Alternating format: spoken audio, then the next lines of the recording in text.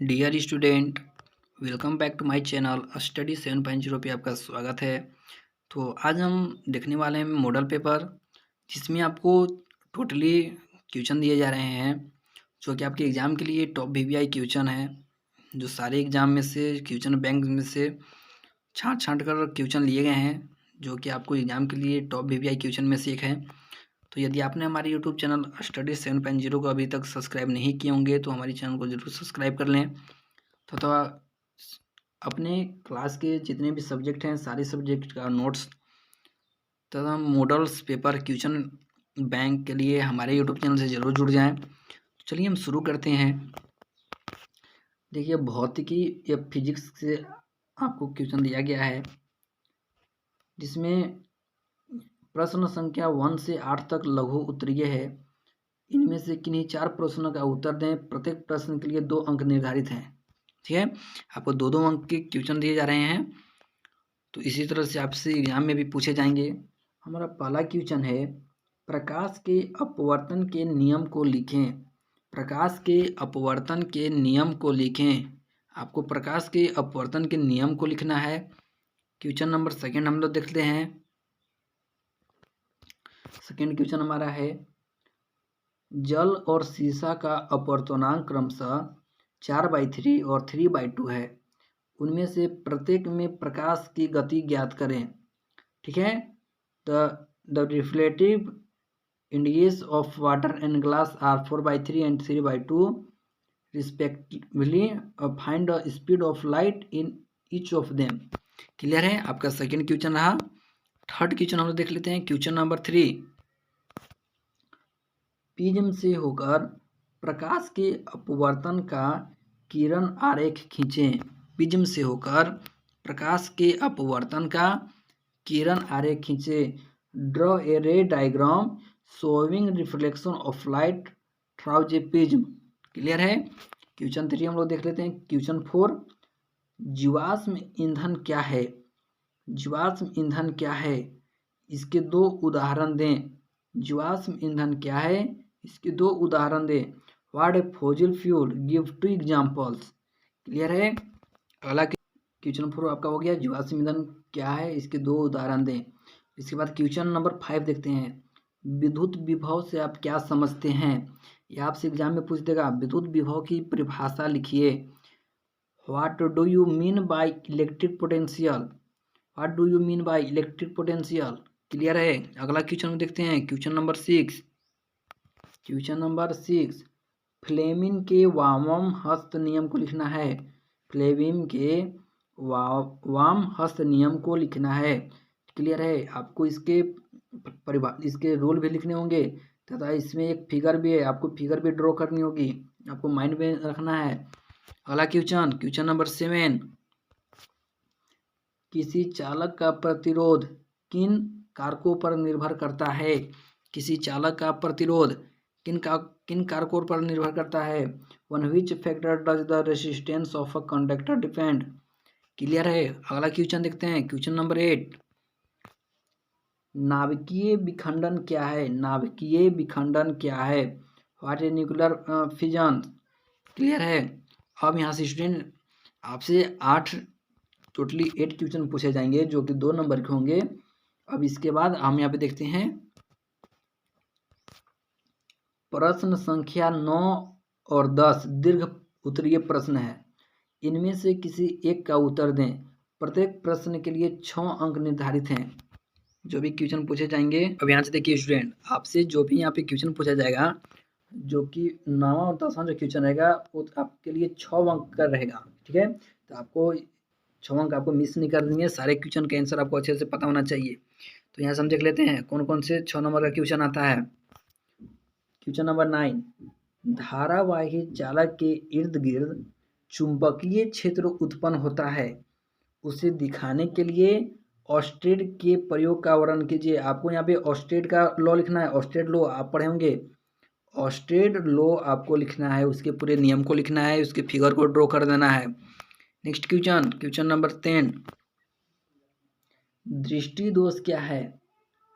ठीक है, दृष्टि दोष क्या है, यह कितने प्रकार के होते हैं, इसे ठीक कैसे इसको ठीक किया जा सकता है, सचित्र वर्णन कीजिए। दृष्टि दोष क्या है, ये कितने प्रकार के होते हैं तथा इसको कैसे ठीक किया जाता है, इसका आपको सचित्र वर्णन करना है। ठीक है, इसका डायग्राम भी आपको बना देना है, तभी आपको क्लियरली 6 नंबर मिलेंगे। क्लियर है। नेक्स्ट क्वेश्चन अब यहाँ से हम देख लेते हैं। बोल रहा है प्रश्न संख्या 11 से 18 तक लघु उत्तरीय है। क्या लघु उत्तरीय है? इनमें से किन्हीं 4 प्रश्नों का उत्तर दें। प्रत्येक प्रश्न 2 अंक निर्धारित है। अब यहाँ से देखिए, जो आपसे 11 से लेकर 18 तक जो क्वेश्चन पूछा जाएगा, टोटली क्वेश्चन 2 नंबर के रहेंगे। ठीक है, अब यहाँ से हम लोग देख लेते हैं क्या इस क्वेश्चन है। तो आपका 11वां क्वेश्चन है, संतुलित रासायनिक समीकरण क्या है? संतुलित रासायनिक समीकरण क्या है, इसका एक उदाहरण दें। संतुलित रासायनिक समीकरण किसे कहते हैं, इसका एक आपको एग्जाम्पल देना है। क्लियर है। 12वां क्वेश्चन, सूचक क्या है? सूचक किसे कहते हैं? व्हाट इन एंड इंडक्टर, सूचक क्या है? एक सूचक का नाम लिखें। Right the name of an inductor. सूचक क्या है तथा एक सूचक का नाम आपको लिखना है। क्लियर। अगला क्वेश्चन 13, ऑक्सीकरण क्या है? ऑक्सीकरण क्या है? आपको ऑक्सीकरण के बारे में सारी डिटेल्स लिख देनी, आप पढ़े होंगे ऑक्सीकरण किसे कहते हैं। अगला क्वेश्चन नंबर 14, संचारण क्या है? उदाहरण समझाएं। ठीक है, उदाहरण यहाँ पे लिखा है, बट आपको यहाँ पे ना उदाहरण समझाएं। संचारण किसे कहते हैं, उदाहरण समझाना है। संचारण क्या है? जब किसी लोहे के ऊपर जंग लग जाती है तो उसे हम लोग संचारण कहते हैं। क्लियर है। अब यहाँ से हम देख लेते हैं next question number 15। Question number 15 में आपको समीकरण को संतुलित करने के लिए देगा। जैसे यहाँ पे आपको यह दे देगा, आपको बोलेगा कि इसको संतुलित कर देना है। ठीक है, इसको आपको बैलेंस बनाना है। क्लियर है। अगला क्वेश्चन हम देख लेते हैं, क्वेश्चन नंबर 16, सहसंयोजन बंधन क्या है? 2 उदाहरण दें। सहसंयोजन बंधन क्या है? 2 उदाहरण दें। आप पढ़े होंगे सहसंयोजन बंधन किसे कहते हैं। इसके बाद क्वेश्चन नंबर 17, अम्ल और भस्म में 2 अंतर लिखें। अम्ल और भस्म में 2 अंतर लिखना है आपको। क्लियर है। क्वेश्चन नंबर 18, सजातीय श्रेणी क्या है? एक उदाहरण दें। सजातीय श्रेणी क्या है? सजातीय श्रेणी क्या है? एक आपको एग्जाम्पल देना है। अगला क्वेश्चन पूरा की प्रश्न संख्या 19 और 20 दीर्घ उत्तरीय है। ठीक है, प्रश्न संख्या 19 और 20 दीर्घ उत्तरीय है।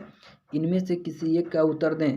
प्रत्येक प्रश्न के लिए 5 अंक निर्धारित है। जो आपसे 19 और 20 जो आपको क्वेश्चन पूछा जाएगा वो टोटली 5 नंबर का है। ठीक है, 5 नंबर का क्वेश्चन है। इसका हम लोग देख लेते हैं क्या है इसका क्वेश्चन नंबर 19, जस्ता के मुख्य अयस्क का नाम लिखें। जस्ता के मुख्य अयस्क का नाम लिखें।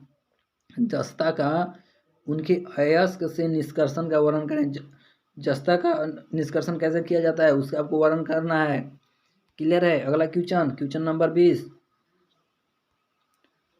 प्राकृतिक संसाधनों के संरक्षण एवं प्रबंध से आप क्या समझते हैं? प्राकृतिक संसाधनों के संरक्षण एवं प्रबंध से आप क्या समझते हैं? प्राकृतिक संसाधन क्या है एवं उसका प्रबंध क्या है, ये आपको यहाँ पे लिख देना है। इसके बाद हम यहाँ से हम देख लेते हैं। अब आपसे क्वेश्चन पूछा जाएगा बायोलॉजी से, जो कि 21 से 28 तक लघु उत्तरीय है। इनमें से किन्हीं 4 प्रश्नों का उत्तर दें और प्रत्येक प्रश्न 2 अंक के हैं। कितने अंक हैं? प्रत्येक प्रश्न आपको 2 अंक के पूछे जाएंगे। क्लियर है। अगला क्वेश्चन देख लेते हैं। बोल रहा है 21वां क्वेश्चन, किण्वन क्या है, यह कहाँ होता है? किण्वन क्या है, यह कहाँ होता है? क्वेश्चन नंबर 22, श्वसन और प्रकाश संश्लेषण में अंतर स्पष्ट करें। Different between dispersion and photosynthesis. ठीक है, तो आपको श्वसन और प्रकाश संश्लेषण में अंतर स्पष्ट करना है। क्वेश्चन नंबर 23, पैरामीशियम में भोजन कैसे पहुंचता है? पैरामीशियम में भोजन कैसे पहुंचता है? क्लियर है। इसके बाद हम देख लेते हैं क्वेश्चन नंबर 24, जीवों के लिए पोषण क्यों अनिवार्य है? जीवों के लिए पोषण क्यों अनिवार्य है, आप पढ़े होंगे। इसके बाद अगला क्वेश्चन नंबर 25, दीर्घलोम विल्ली क्या है, इसका क्या कार्य है? दीर्घलोम विल्ली क्या है, इसका क्या कार्य है? क्लियर है स्टूडेंट। अगला क्वेश्चन देखते हैं हम लोग, question number 26, question number 26, ethylene को फल पकाने वाला हार्मोन क्यों कहा जाता है? एथिलीन को फल पकाने वाला हार्मोन क्यों कहा जाता है? इसके बाद क्वेश्चन नंबर 27, प्रकाशानुवर्तन क्या है? प्रकाशानुवर्तन क्या है? यह भी आपको 2 नंबर के क्वेश्चन पूछे जाएंगे। प्रकाशानुवर्तन क्या है? इसके बाद क्वेश्चन नंबर 28, समजात अंग की परिभाषा उदाहरण के साथ दें। समजात अंग किसे कहते हैं तथा उसका आपको एक एग्जाम्पल देना है। ये भी क्वेश्चन आपसे क्लियरली 2 नंबर का पूछा जाएगा। क्लियर है? अगला क्वेश्चन देख लेते हैं। अब यहाँ से हम देख लेते हैं क्वेश्चन नंबर 29 और 30 दीर्घ उत्तरीय है तथा यह जो प्रश्न है आपको 5 नंबर का पूछा जाएगा। कितने नंबर का पूछा जाएगा? टोटली 5 नंबर का पूछा जाएगा। अब यहाँ से हम लोग देख लेते हैं क्वेश्चन नंबर 29 है, तंत्रिका तंत्र को नामांकित चित्र के साथ समझाइए। तंत्रिका तंत्र को नामांकित चित्र के साथ समझाइए। आपको तंत्रिका तंत्र का फिगर ड्रॉ करना है तथा उसको लिखना है कि उसके बारे में सारे डिटेल्स में आप लिख देना है। क्लियर है? क्वेश्चन नंबर 30, परागन किसे कहते हैं? उदाहरण सहित समझाइए। परागन किसे कहते हैं? आप पढ़े होंगे परागन किसे कहते हैं? परागन किसे कहते हैं? उदाहरण सहित समझाइए। एक क्वेश्चन आपसे 5 नंबर का पूछा जाएगा। क्लियर है स्टूडेंट? तो आज की इस वीडियो में सिर्फ इतना ही। यदि आपको वीडियो अच्छी लगी होगी तो वीडियो को जरूर लाइक करें तथा हमारे चैनल को जरूर सब्सक्राइब कर लीजिएगा।